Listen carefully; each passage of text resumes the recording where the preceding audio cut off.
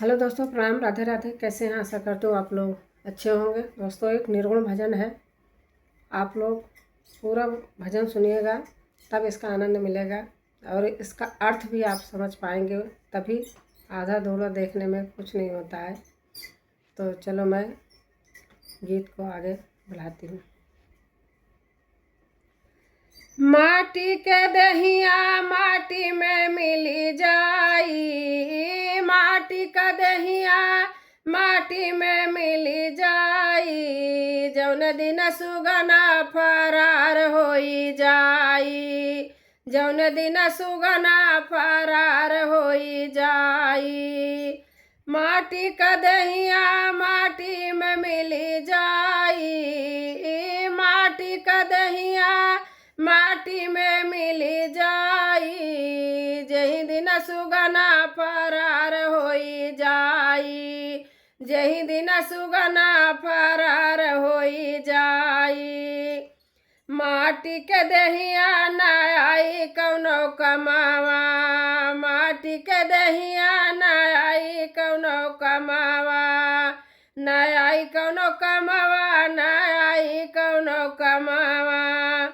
घरवा के लोग सब करियाई रुदनवा, घरवा के लोग सब करियाई रुदनवा, अरे बनली बजरिया उजार होई जाई, जही दिन सुगना फरार होई जाई, अरे बनली बजरिया उजार होई जाई, जही दिन सुगना फरार होई जाई, जही दिन सुगना फरार होई जाई।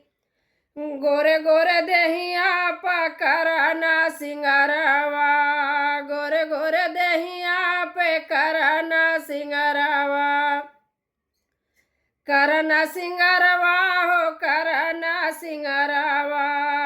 घरवा का लूट ली है बन के लुटेरावा, घरवा का लूट ली है बन के लुटेरावा, वही दिन बदनिया उधार होई जाई, वही दिन बदनिया उघार होई जाई, जही दिन सुगना फरार होई जाई, वही दिन बदनिया उघार होई जाई, जही दिन सुगना फरार होई जाई, जही दिन सुगना फरार होई जाई।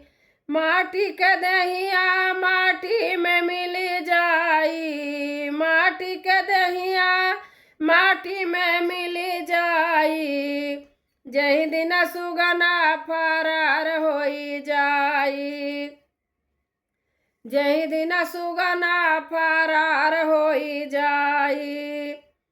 सजवा सजई है जब बंद होई है बोलिया, सजवा सजई है जब बंद होई बोलिया, सजवा सजई है जब बंद होई बोलिया, चार जने मिल के आई है डोलिया, चार जने मिल के ले आई है डोलिया, वही दिन सगरी दरार मिटी जाई, वही दिन सगरी दरार मिटी जाई। चार जने मिल के ले आई है डोलिया, चार अंत समय में चार जने मिल के ले आई है डोलिया, वही दिन सगरी दरार मिटी जाई, वही दिन सगरी दरार मिटी जाई, जही दिन सुगना फरार होई जाई।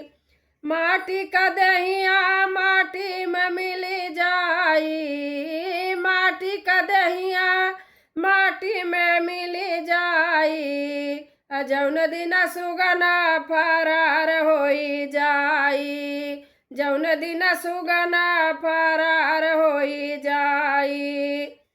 कहत कबीर कुछु संगवा न जाई है, कहत कबीर कुछु संगवा न जाई है, संगवा न जाई है भैया, संगवा न जाई है।